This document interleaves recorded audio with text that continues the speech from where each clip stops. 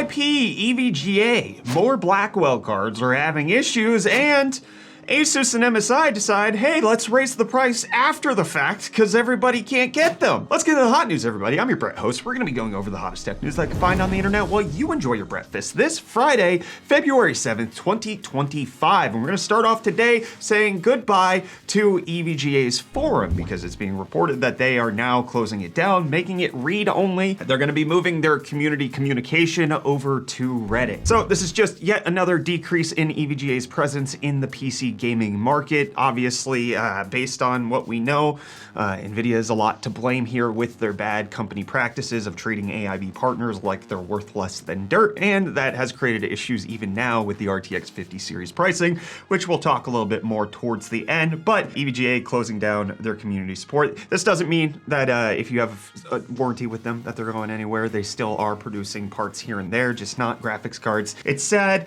The EVGA forum definitely had a lot of helpful information out there. It's still available in case you want to read it, but it's no longer going to be the home that it once was. And that's exactly what NVIDIA is doing with the RTX 4060. They're turning that into used only. Haha, that's the transition I was going to make there, because reports are that they are cutting the supply to the RTX 4060 GPUs. At least this is being reported from the Chinese domestic market. But as I've been following this, usually when the Chinese domestic market gets its production cut, we also see similar cuts here in the United States. We saw this with the 4090, we saw this with the 4080 Super, we saw this with the 4070 Super, and other ones that have been happening where it's harder and harder to get stock as they're cutting production in anticipation of the next generation launch. So the 4060 going away, allegedly to make way for the RTX 5060. But it doesn't have to be this way. Let me remind you that AMD chooses to discount their old GPUs, continue to make them for about 1 to 3 years after the fact,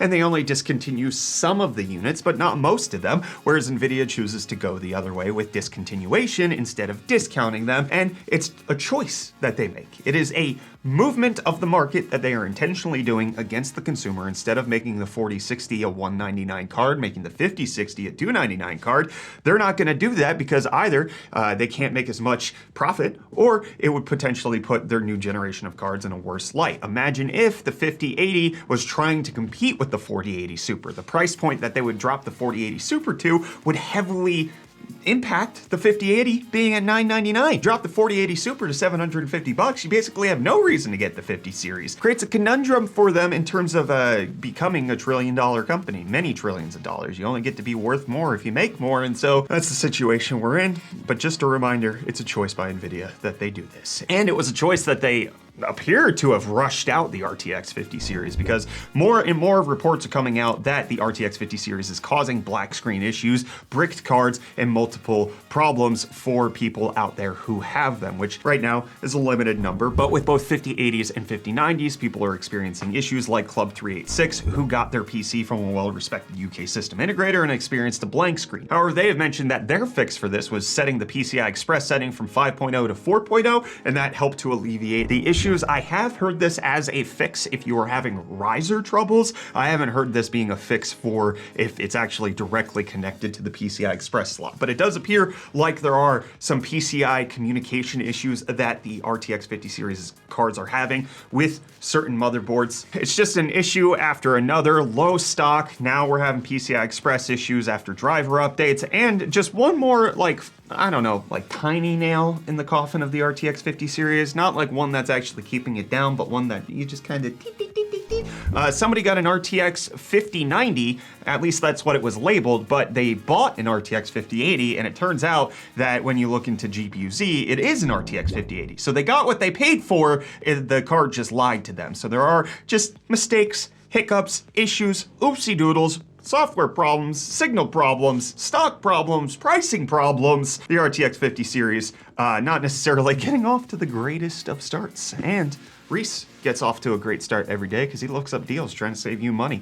You're the motivation that keeps Reece going. Yo, welcome back to UFD Deals, bringing the hottest tech deals out on the internet. It's Friday and I've got a couple of deals to send you off into the weekend with, starting with this 8-bit Ultimate 2C wireless controller with Hall effect sensors, which you can currently pick up for only $25.99, making it $4 off. Comes in a whole different bunch of colorways, better than an Xbox controller, hands down. And my overall pick in this budget, But then next up, we have this Fantex XT Pro mid-tower ATX case, going for only $49.99, making it $10 off. Great looking case, super sleek, will look at home on any desk.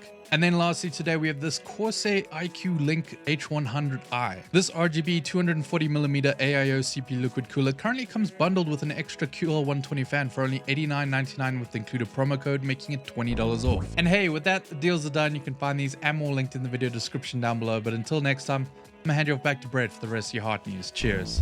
Well, Reece, Nintendo wants to make sure that whatever money you're saving for their next-gen console gets effectively spent. You don't have to worry about paying scalpers, with the president of Nintendo saying that they are taking every possible measure to make sure that the launch plays out smoothly, that they have anti-scalper protections being put into place, and there have been other indications that the stock of the Switch 2 that's going to be coming out later this year will be between 20 and 50% more units than what's at the original Switch launch, which also had some stock issues, but nowhere near as bad as things have kind of been since 2020 with the COVID hiccups of RTX 30 series, PS5s, Xbox Series X's and S's. Those were really hard to get. The Switch was, you could get it in drips and drabs, kind of like the 9800 X3Ds right now, but allegedly, if you want to Switch 2, you should theoretically be able to get one, because they're trying to protect against scalpers and also make sure there's plenty of units available, which is the exact opposite thing of what NVIDIA is doing, because number one, they didn't protect against scalpers. There was indication that one of the EU distributors for the Founders Edition got bought out by bots 30 minutes before the official launch. Then number two,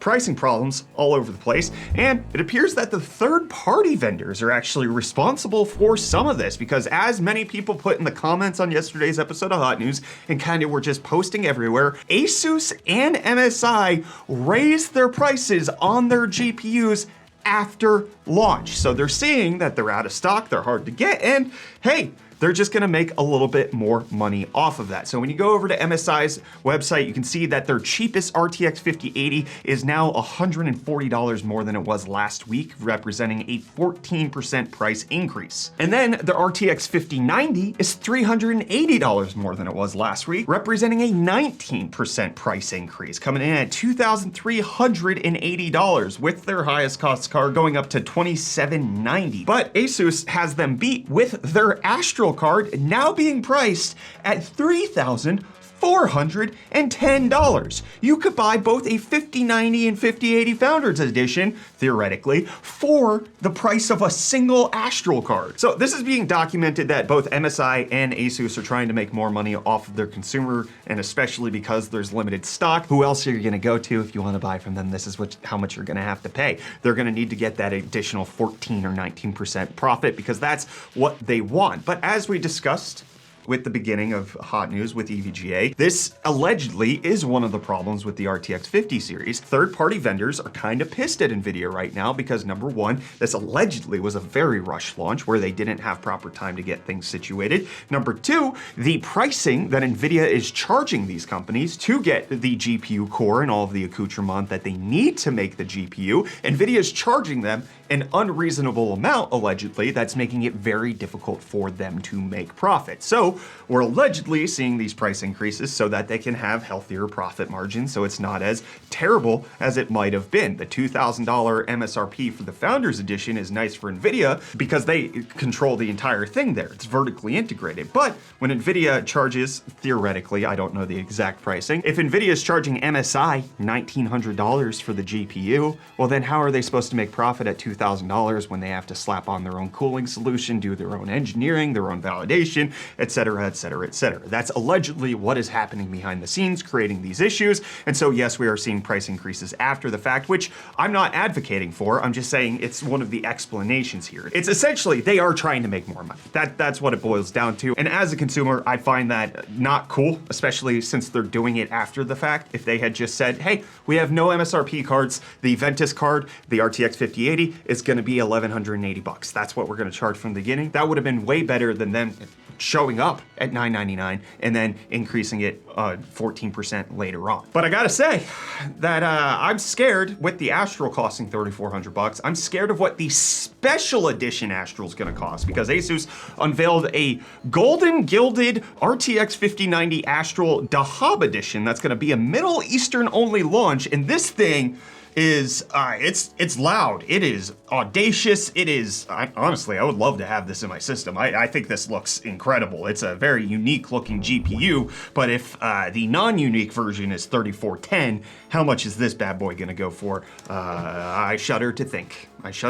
But it's actually not even the worst that Asus has done, because I think the Matrix launched at like $4,000 and that was a $1,600 GPU. So it's been rough in the past. But let me know what you think of these price increases. I wanna know what the community sentiment is surrounding this, and let's see what you guys said in yesterday's episode of Hot News. We got Knight of the Rope saying, my local Micro Center has the 9800 X3D in stock. I'm just waiting for my money to restock. Yeah, I did notice that when we went to the 50 series launch, was that they had plenty of 9800 X3Ds. They also had plenty of a 3D printer that I've been looking to buy, where like I tried to buy it from Creality's website and they were like, sorry, we're not gonna have stock for over a month. Then I tried to buy it from, I think, Best Buy or Amazon, and they also had limited stock. But then when we were at the 50 series, I was like, they have like a pallet of them right here. They took all of them. And then Thunderclips Gaming said, I think AMD waiting for the launch is the right thing to do. NVIDIA put them in a pickle. Waiting was the only way to get out. I'm not sure if I fully agree with that, just because what pickle are they in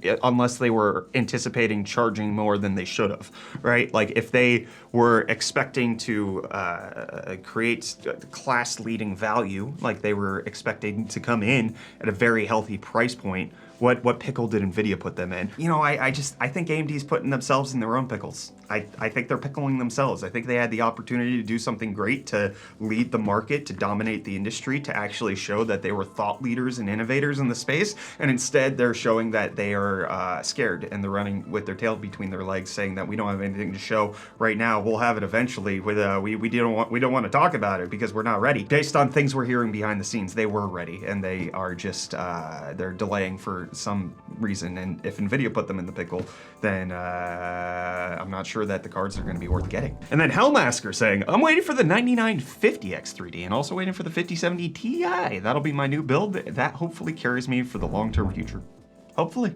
That sounds like a good setup. That's a beefy CPU for that graphics card. I hope you enjoy it. And then DK Man saying, no skin off of Jensen's jacket. I don't like that phrase. I don't like that at all. And then Ancient saying, I don't know what a bread host is, and at this point, after years, I'm afraid to ask. Don't worry about it. Don't worry about it. I'll tell you when you're older. And then Lucas saying, I grew to really like these videos. Thank you. Did you hit a second puberty? Is your voice now deeper? Is that what's going on? You changing your name to be your middle name now? Are you gonna go work at Blizzard for 7 years? And I don't know. What do you want me to do? Did you see my mana? I don't know what you want me to do about it. I know what I'm gonna do about this episode of Hot News though. I'm gonna be done. I'll see you back here on Tuesday for more of the hottest tech news.